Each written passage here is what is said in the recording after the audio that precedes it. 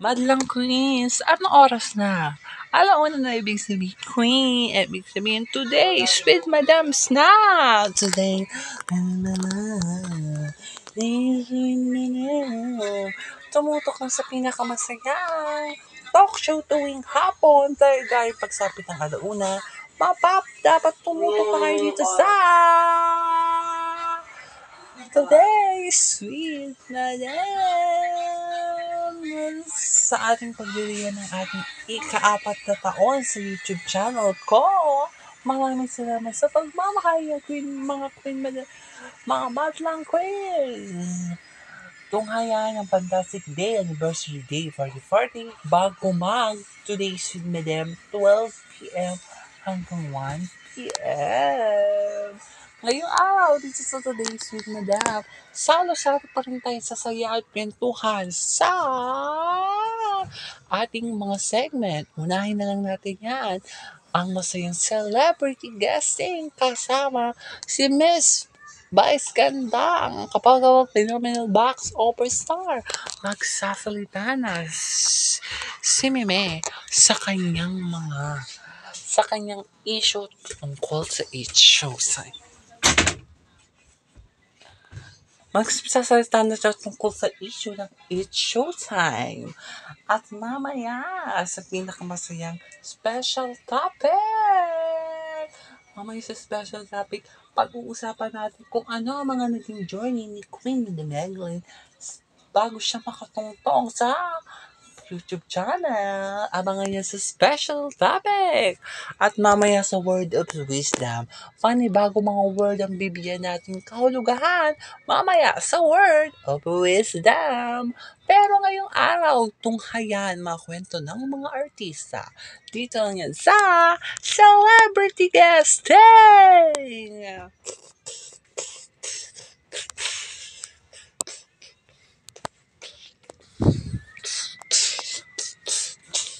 Ngayong araw, magsasalita na ang kabog-kabog phenomenal box office star kung ano ang mga hinangin niya sa issue ng It's Showtime sa pagsuspinde nito ang programa ng 2 linggo. Narito ang kanilang leader, ang kabog-kabog phenomenal box office star, Vice Ganda! Hello mga Madlang Queen at hello sa inyo mga papakapam nanonood sa kanilang mga tahanan.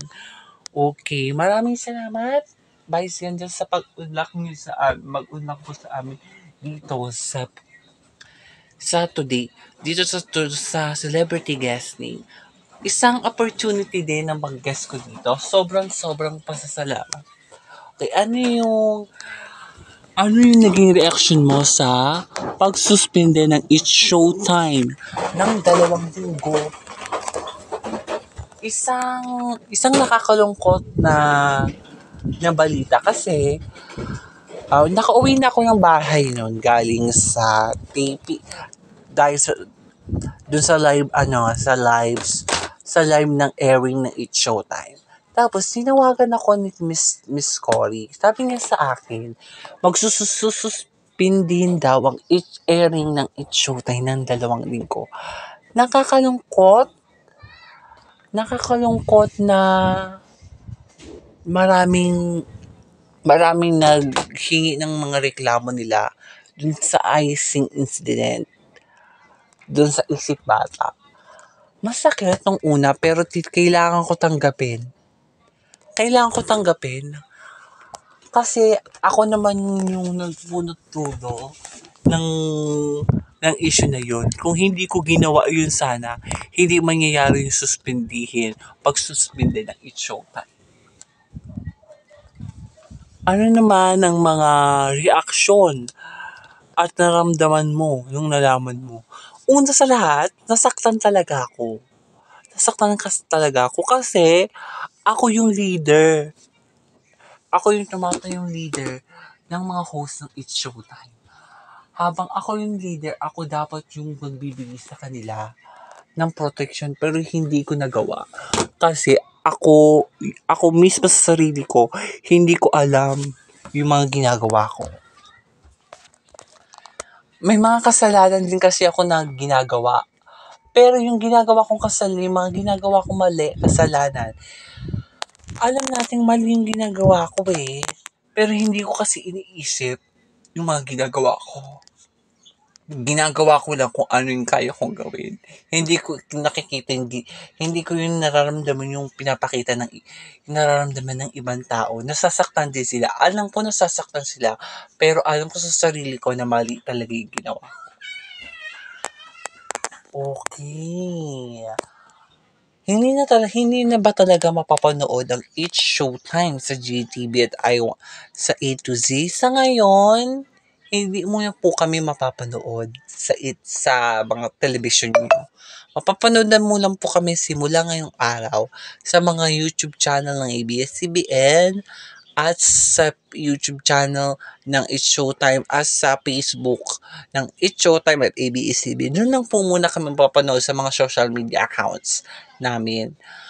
Kasi sa suspension namin, 2 linggo kami hindi pinapa-airing ng MTRCB. Kaya kailangan na lang namin sumunod kaysa naman magbigay kami ng hinahin. Pero yung pakiramdam ko doon, nasaktan talaga ako. Kasi kala ko mawawalan kami ng trabaho. Mawawalan kami ng trabaho ng mga co-host ko. Nung sinabi ni Miss Cory na patuloy pa rin yung programa kahit nag-suspension pa kami, masaya sa feeling, pero patuloy pa rin kaming gagawa ng kasiyahan para sa madlang people. Ano naman yung reaction ng mga ibang kukus nung nalaman nila? Nung nalaman nila, ako yung unang tinawagan ng Miss Cory. Tinawagan din daw ng ibang mga ni Miss Cory yung ibang mga host. O yung ibang mga host. Kaya nalaman nila. Kaya ako din yung tinawagan din ako ng mga ibang mga host. Pero sinabi ko naman sa kanila na patuloy pa rin ang programa kahit hindi na kahit yung programa natin malapit nang masuspend. Pero patuloy pa rin kami magbibigay saya sa madlang people. Masakit na mawawala kayo ng trabaho dahil sa pagkakamaling hindi mo nasasadyang gawin. Mali yung ginawa ko, pero patuloy ko pa rin akong humihingi ng paumanhin sa lahat na naapektuhan sa insidente na nangyari sa It's Showtime.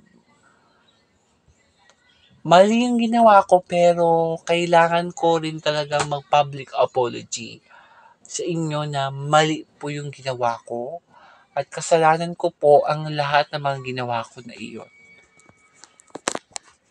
Okay, maraming salamat, Meme Vice Ganda, sa pagpanayam sa amin dito sa celebrity guesting. Maraming salamat, Meme Vice Ganda, Flowers, maraming salamat. May gusto kayo fly? Siyempre, yung It's Showtime, mapapanood ko pa rin po ang It's Showtime sa yung mga YouTube channel at sa mga live stream video ng It's Showtime simula Monday to Saturdays. At po ang Everybody Sing Saturday to Sunday, 7 p.m. Maraming salamat, Meme Vice Ganda! Maraming salamat din. Mga madlang queens, tutok lang kayo. Direto na si Queen Madam Lucy. Maraming salamat, Queen Madam Magdalene. Ngayon, tunghayan natin ang mga topics na nakaka-intriga. Ito ang special topic! Ding, ding, ding, ding, ding, ding. Special topics. Ang pag-uusapan natin today dito sa special topics ay ang nag-iisang Queen Madam Magdalene. Hello! Pag-uusapan natin yung naging journey mo sa YouTube channel mo. Bakit tumagal ng 4 na taon? Tumagal ng 4 na taon yung paggawa ko ng mga content sa mga TV show, mga programa sa aking YouTube channel. Kasi unang-una nun, bored lang talaga ako kaya ko ginawa yung unang content ko na yon. Yung unang content ko na yung parang challenge ata yon. Challenge ata yung una kong ginawa. No, una kong ginawang video. Challenge talaga yung una kong ginawang video. Tapos, hindi ko akalain, tumaas yung views ng tumaas. Kaya hanggat patuloy pa rin ako ng patuloy ng paggawa ng video. Sobra-sobra yung pasasalamat ko sa mga taong suporta sa akin nun. Kaya patuloy ko pa rin hanggat tumagal. Hanggang ngayon 2023. 2019 ko po sinimulan yung YouTube channel ko hanggang ngayon. Hanggang ngayon po, 4 na po akong gumagawa ng YouTube. Gumagawa ng mga content ko sa YouTube. Sobra-sobra yung pasasalamat ko. Marami. Yung hininiing ko, yung pasasalamat ko sa mga madlang queens, sobra-sobra yung ibinigay kong pagmamahal sa kanila. Kasi yung mga programa kanilang gusto-gusto mapapanood, papanood nila araw-araw. Dahil sa ganda ng programang iginawa ko. Ano yung pakiramdam? Pakiramdam na tumagal ng 4 na taon ang pag-YouTube mo. Sobrang saya sa pakiramdam. Super blessed ako na marami akong mapapasayang tao. Marami akong mga tao na tutulungan sa pagpapayo ko ng mga pusong sawi. Marami akong natutulungan tao. May mga tao nga na nagpapasalamat sa pagpapayo ko sa kanila, na malaking tuloy yung ginawa kong payo sa kanila, nakakataba ng puso na mayroong mga tao nakaka-appreciate sa ginagawa mo. Sobrang sarap sa puso na may tao pa lang nagmamahal sa iyo. Diba? May mga tao pa lang nakaka-appreciate sa ginagawa mo. May mga tao pa na alam sa sarili nila na nagpapasalamat sila sa ginagawa mo. May mga tao pa lang ginagawa yung best nila sa abot ng kanilang makakaya. May mga tao pa lang ganun. Kaya simula yung ginawa ko yung YouTube channel ko, patuloy pa rin na patuloy yung paggawa ko ng YouTube, mga content hanggat dumami yung mga supporter ko, hanggat sobra na yung dami yung pagmamahal na ibigay nila sa akin. Ano yung aral na ibinigay sa iyo ng pag-YouTube? Ang aral sa akin nun, kahit wala kang talento, maipakita mo yung talento mo kung ano ang kaya mong gawin. Kung may tiwala ka sa sarili. Kung meron kang tiwala sa sarili, kaya mong gawin kung ano yung kaya mong gawin. Yun kasi yung hindi mawawala sa isang tao, yung may tiwala ka sa sarili. Yung tiwala mo sa sarili, hindi yan pwede mawala kung andyan yan sa sarili mo. Yun ang hindi kahit kailan mawawala sa puso mo, ang tiwala sa sarili. Kasi pag may tiwala ka sa sarili mo na kaya mong gawin, magagawa mo yung gusto mo. Kasi nga, may tiwala ka na kaya mong gawin yung mga bagay na kaya mo. Nagpapasalamat ka sa tao kasi kaya mong gawin yung mga bagay na kaya mo. Kaya mo ma-appreciate, kaya mong gawin yung mga bagay na kaya mo. Ano naman yung pakiramdam na patuloy na lumalaki ang pamilya mo dito sa YouTube channel? Sobrang saya. Ngayon, laking tuwa ko na nadagdagan yung mga subscriber ko, yung mga nanonood ko. Akalain mo yon, yung naging 1,000 yung views ng aking YouTube channel na lumalapat lang sa 700 view hanggang 800 mo. Ngayon, hanggang 1,000 view na yung view ko sa YouTube channel ko. Sobra yung pasasalamat ko at galak ko na marami pa rin nagtitiwala sa kakayahan ko at sa pagmamahal nila na ibinigay sa akin.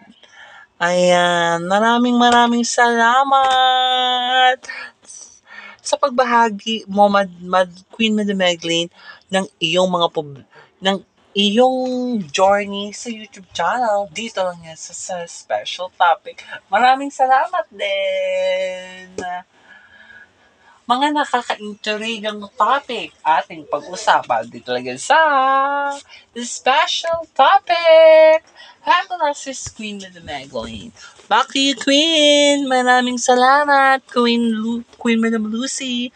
Tunghayan na ang mga pagbibigay natin ng mga kahulugan sa mga words. Dito lang yan sa Word of wisdom! Okay, meron tayong meron ako dito mga twists na naibasa na. Ito yung bibigyan na, ito mga twists na word na ibinigay nila. Tatlo tong nakuha ko muna. Unahin na natin tong word na sakripisyo. Ibig sabihin ng sakripisyo, sinasakripisyo mo yung sarili mo. Ibig sabihin mo, yun na sinasakripisyo mo yung ginagawa mo sa abot ng makakaya mo. Ibig sabihin ng sakripisyo, sacrifice. Sinasakripisyo mo yung sarili mo para lang mawala yung sakit na nararamdaman mo. Diba? Para yung pakiramdam ng isang tao, kapag nasaktan sila, mawawala yun. Kapag may isang tao nagsakripisyo para mawala yung sakit na nararamdaman. Ganun lang yun eh. Pag meron ka sakit na nararamdaman, yung sakripisyo mawawala yung kapag meron tiwala sa sarili. Yun yung tiwala na hindi mawawala. Kasi pag meron kang tiwala sa sarili, hindi mawawala kasi may tiwala ka na kaya mo at kaya mong gawin. Okay. Ito ang next word. Ang next word is justice. Parang sa court ito. Ibig sabihin ng justice, kung nasa tama ka, igagawin mo yun kung nasa tama ka. Pero kapag nasa mali ka, hindi ka questionin ng batas kasi mali yung ginawa mo. Kung question lang ng batas ang nasa tama, hindi ang nasa mali. Pinapanigan nila yung nasa tama, ang nasa tama hindi lagi sa mali. Diba? Kasi pag pinanigan nila yung mali kaysa sa tama, mas pinupoint nila yung kasamaan kaysa sa kabutihan. Kaya nga tayo nabubuhay sa mundo para gumawa ng kabutihan, hindi lagi kasamaan sa tao. Kapag nakagawa tayo ng mali sa tao, maraming hindi nakakagawa ng inspirasyon sa atin. Kailangan natin makagawa ng tama sa isang tao para gawin ka din ng tama ng isang tao. Okay? Last word natin. Ang last word natin is respeto. Ibig sabihin, nirerespeto mo yung isang tao. Pag nirespeto ka ng isang tao, kilala ka niya kung ano yung kaya mong gawin. Kasi nirerespeto ka eh.